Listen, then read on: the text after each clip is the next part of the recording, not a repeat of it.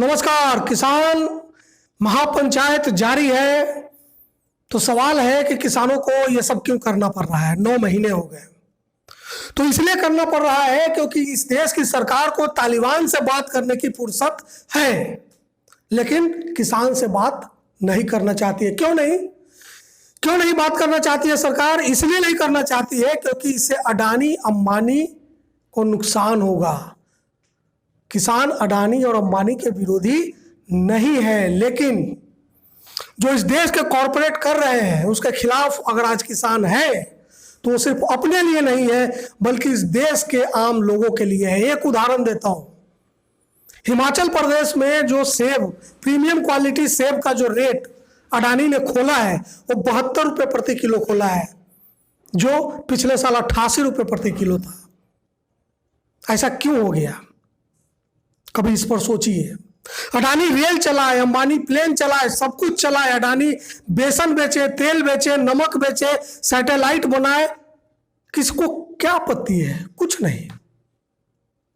लेकिन आपत्ति इस बात से है कि जो 3 कृषि कानून आए हैं जिनको क्रांतिकारी कहा जा रहा है कि वो किसानों की दशा और दिशा बदल देगा, उन कृषि कानूनों को अभी वो लागू भी नहीं हुए हैं। लेकिन जो मैंने बताया कि हिमाचल प्रदेश में सेब उत्पादकों के साथ ये कॉरपोरेट क्या कर रहे हैं, ये एक वानगी है कि शुरुआत में जाकर बड़े बड़े गोदाम बनाकर, या फोटो देखिए खुद अडानी की वेबसाइट पे है, और वहां ज्यादा पैसा देकर शुरू में वहां के जो छोटे मझोले व्यापारी थे जो सेब को वहां से लेकर और पूरे दूर दराज के गांवों तक पहुंचाते थे, उनकी कमर पहले तोड़ी। मोनोपोली, एकाधिकार बनाया पहले। अडानी अब सेब भी बेच रहा है, फार्म पिक। आज तक अडानी के खानदान में किसी ने सेब का एक पौधा तक नहीं लगाया होगा, लेकिन वो सेब उत्पादक है, सेब विक्रेता है। गजब है, कमाल है।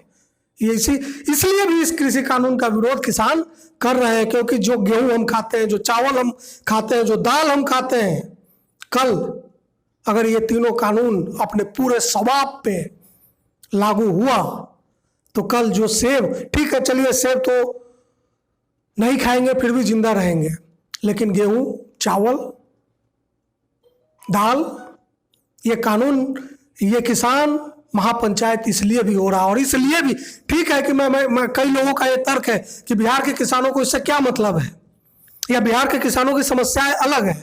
मैं मानता हूं इस बात को, और वो समस्या, सबसे बड़ी समस्या बिहार यूपी के किसानों के साथ ये है कि वो बहुत छोटे किसान है, सीमांत किसान है, इवन किसान है ही नहीं, उनको किसान मजदूर कहा जाए, किसानी से जुड़े हुए मजदूर।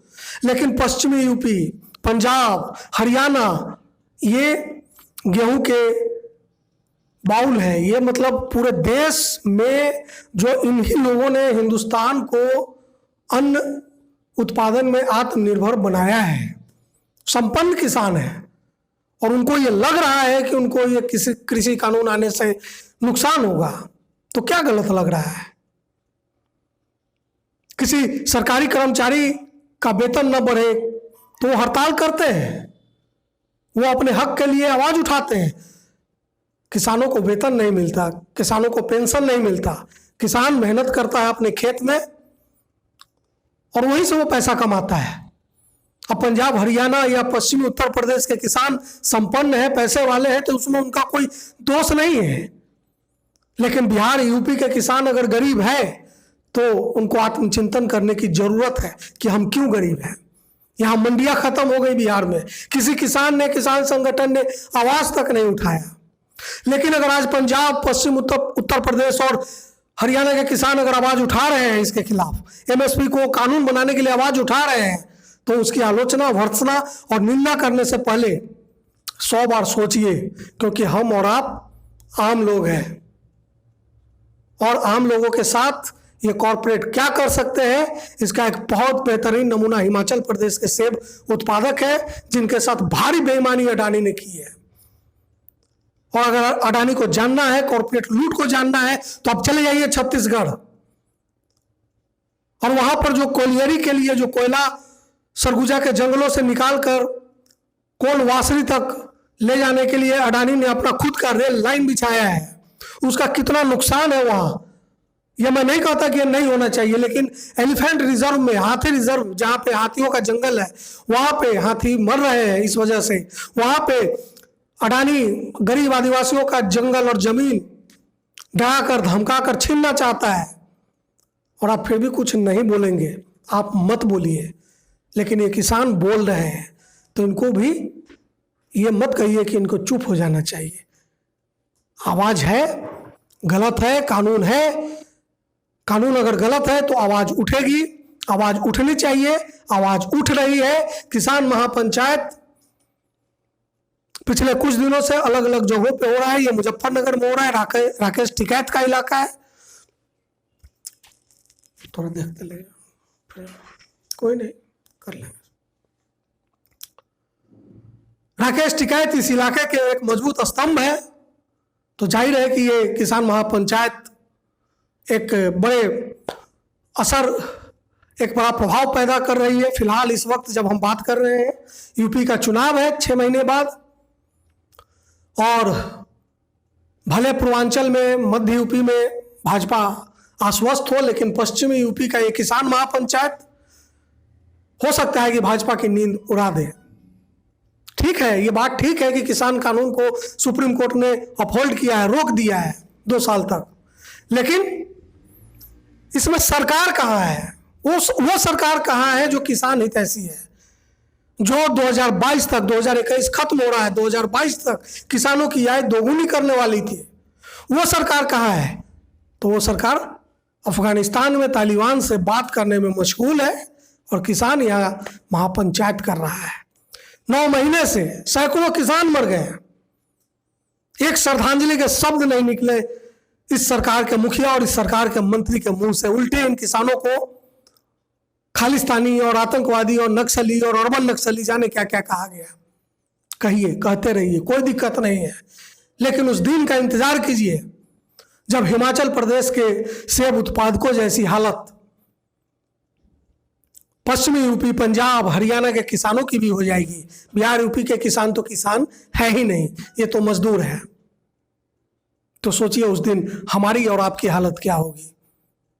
तो इस चीज से डरिए, कॉरपोरेट का विरोध नहीं है। बैंकिंग सेक्टर में बहुत सारे प्राइवेट बैंक है, लेकिन उसके लिए बैंकिंग ओम्बड्समैन है, उसके लिए आरबीआई है जो उस पर अंकुश लगाती है। इंश्योरेंस सेक्टर में दर्जनों इंश्योरेंस कंपनियां आई प्राइवेट, लेकिन उसके लिए IRDA है, insurance regulatory development authority of India, जो उस पर अंकुश लगाती है।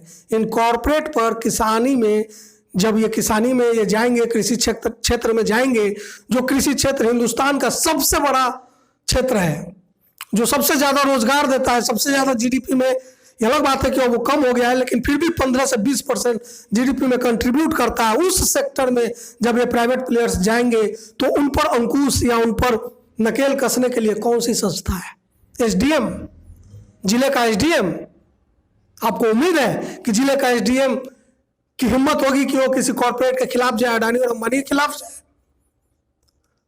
तो दिक्कत है, आप नहीं मानना चाहते हैं, मत मानिए, लेकिन समस्या आएगी। तो वही बात है कि अकेले राकेश टिकैत का घर यहाँ नहीं है, सबका घर है, सबका घर जलेगा, सबके चूल्हे मंद पड़ जाएंगे। तो इससे बचिए, कम से कम समर्थन नहीं कर सकते तो किसानों कम से कम समर्थन नहीं कर सकते, माफ कीजिए, अगर आप किसानों का समर्थन नहीं कर सकते तो सिर्फ इस बिना पर किसानों का विरोध मत कीजिए कि वो इस वक्त मौजूदा सरकार के खिलाफ, मौजूदा सरकार के काले कानून के खिलाफ आवाज उठा रहे हैं। सरकार आती है, जाती है, किसान इस देश की रीढ़ थे, हैं और रहेंगे। ये किसान महापंचायत एक बहुत बड़ा असर छोड़ेगा और इसकी गूंज भाजपा के दफ्तर में सुनाई दे रही होगी, ऐसा मेरा मानना है।